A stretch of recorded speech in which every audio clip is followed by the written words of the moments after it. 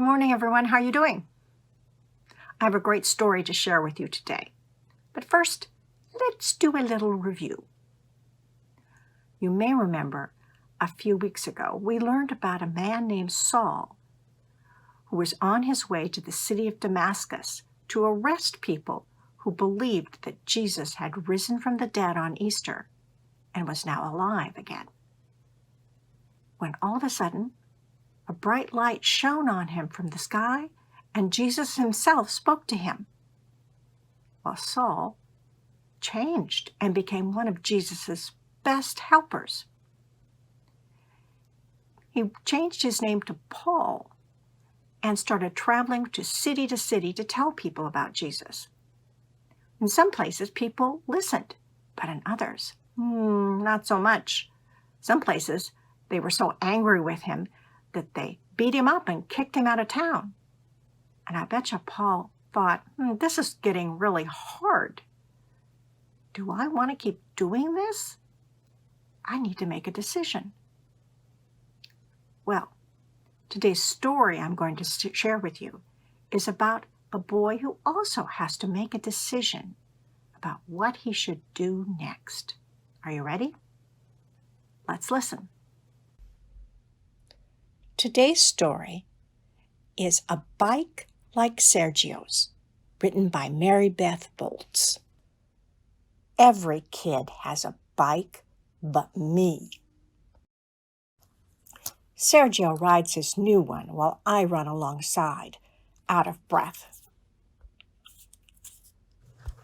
Ask your parents again, Sergio says.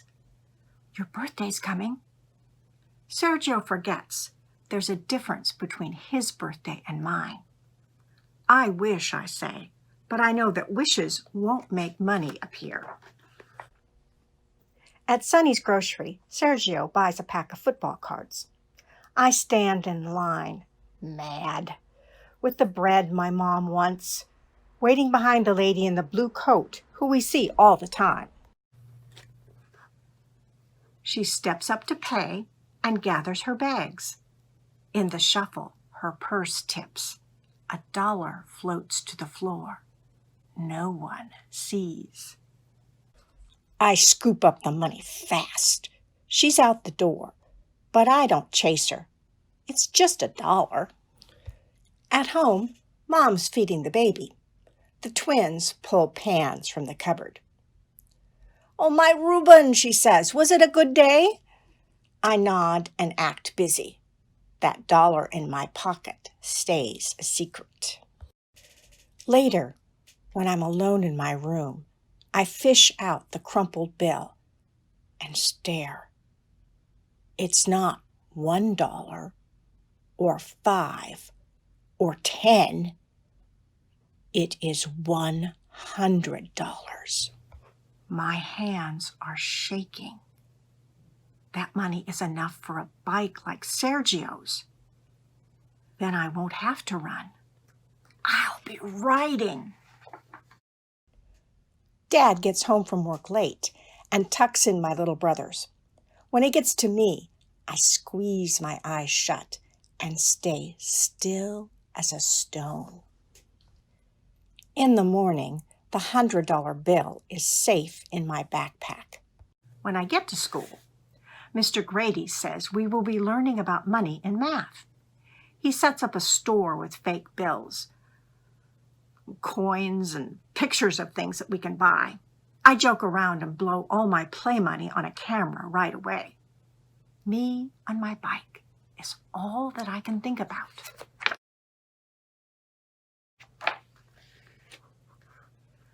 We stop at the bike shop after school. Inside, I walk the rows and I find one like Sergio's, but silver. Man, you look good on it, Sergio says.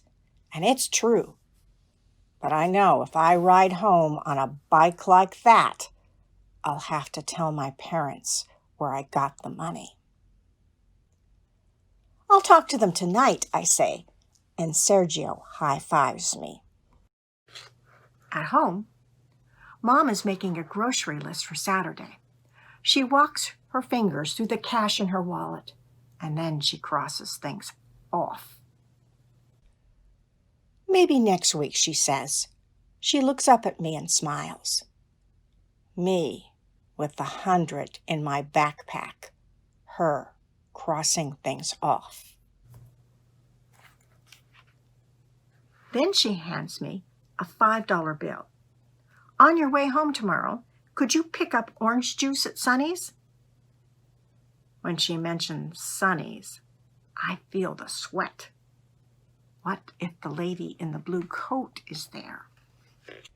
I take my stuff to my room, dump my papers out of my backpack, and that's when I see it. The zipper that was closed is open. Just enough, and the money that was there is gone.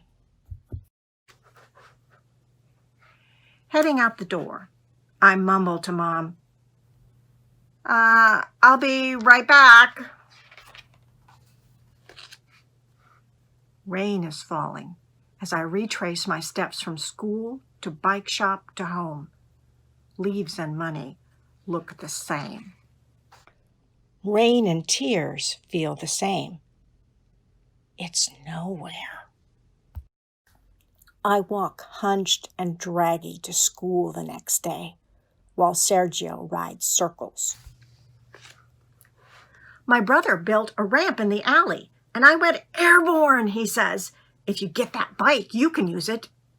I don't tell Sergio. I won't be getting any bike at all. The day stretches out. How many nickels in $1? Mr. Grady asks. How many quarters in a $5 bill? When the bell rings, I pack my backpack with homework and notes and tell Sergio to ride home without me. With everyone crowding in a hurry, I spot something. The smallest zipper inside, still closed. This was the pocket, not the other. I slide it open, and I am rich again. To get that bike, I have to tell. I race to Sonny's as fast as riding and rush to the back of the store for the juice. Someone bumps me, apologizes in a soft voice, and I turn. My feet are frozen, watching as the lady in the blue coat makes her way to the counter with her eggs. She reaches into her purse. And like a hot blast, I remember how it was for me when that money that was hers was mine and then gone. I leave the juice behind, and this time I follow her. She walks down one street and then another and past the back shop. My mouth is dry. Excuse me, I say. She turns, and we are face to face. I breathe fast, and the words bust loose like they've been waiting.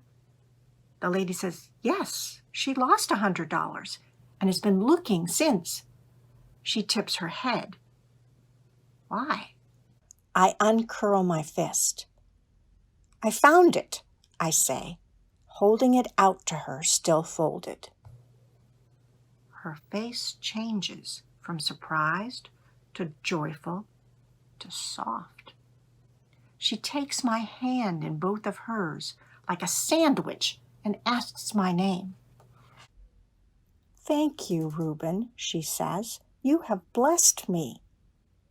I am happy and mixed up, full and empty, with what's right and what's gone. At home, everyone is waiting, and the lost and found story is mine to tell. What you did wasn't easy, my dad says, setting his hand on my shoulder. But it was right. My mom pulls me close. We're so proud, she says. And in that warm house, with my family all around and my birthday almost here, I am proud too. The end. So, the boy in the story had to choose, didn't he? Choose between getting something he really wanted or doing what he knew was the right thing. What do you think of the choice he made? And what about Paul? Paul was a real person, not a boy in a story. Paul had to choose whether or not he was going to keep on telling people about Jesus, even though it was getting really hard. Now, he knew it was the right thing, but still, it was hard. What choice did Paul make? Yeah. He decided to keep on telling people about Jesus. He kept traveling, he kept telling people, because he knew it was the right thing to do. Now, what about you and I? Sometimes we're going to have to decide whether or not to do the right thing or the thing that's easiest. It can be hard to do, right? But when we have to decide, remember the boy in the story and remember Paul. Doing the right thing is something Jesus would like us to do. And I think we can do it. Okay? Now, I will see you again, and I hope you guys have a great week. Bye-bye.